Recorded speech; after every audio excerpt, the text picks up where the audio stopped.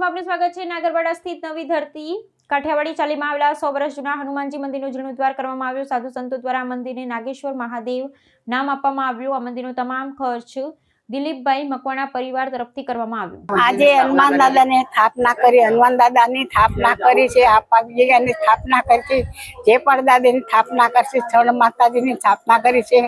મારા છોકરાએ બધે મીંડલાવાળાને સાથ દીધો છે। એ ભોલેનાથ, તે શિવ શંભુ, તે હનુમાન દાદા મારા બચ્ચેનું સો મીંડલાવાળાનું સારું કરજો। જય સિયારામ, હર હર મહાદેવ, હર હર મહાદેવ। આ અહીંયા ગાડી આ જે મંદિર છે હાલમાં તમે જોઈ રહ્યા છો, એ 100 વર્ષ જ્યારે અમારો સમાજ અહીંયા વસ્યો ત્યારે પાછળ તળાવ હતી, ત્યાંથી અમારા ત્યાંના લોકો કપડાં ધોતા હતા। ત્યારે એક હનુમાનજીની મૂર્તિ નીકળી, ત્યારે ત્યાંના લોકોએ અમારા જે વડવાઓ હતા એ લોકોએ મૂર્તિ લાવીને અહીંયા સ્થાપના કરી। ત્યારે નાની ડેરી હતી એ સમયથી, અને એની સાથે સાથે અમારા જે ઈષ્ટદેવ કે ગુરુદેવ પાલનપીર જેપાળ દાદા, અને એની અમારા લોકો પર ઘણી કૃપા છે કે ગમે તે રોગચાળો આવે કે ગમે તેટલું આ સુરત માટે મોટા પ્લેગ ફાટ્યા હતા, તેમ છતાં પણ અમારા લોકોને આજ સુધી કોઈ બીમારી નથી થતી। એટલે અમે પાલનપીર અજયપાળ દાદાની સેવા કરીએ છીએ, અને સાથે સાથે બળિયાદેવનું અને શીતળા સાથે માટેનું મંદિર અહીંયા બનાવેલું છે।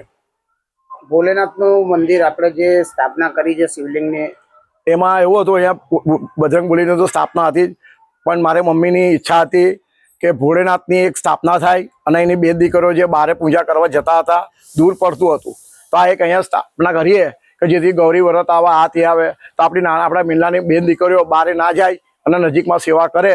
અને મારી માની ઈચ્છા હતી કે એક અહીંયા મંદિર હું જોતા, આટલી ઉંમર થઈ છે, મારી મમ્મી 85 વર્ષના જાય છે, એમની ઈચ્છા હતી કે એક મંદિર હું જોતા જાઉં, એટલે એમને યાદમાં અમે આ મંદિરને એક સર્વ ખર્ચે આ મંદિરની સ્થાપના કરેલી છે।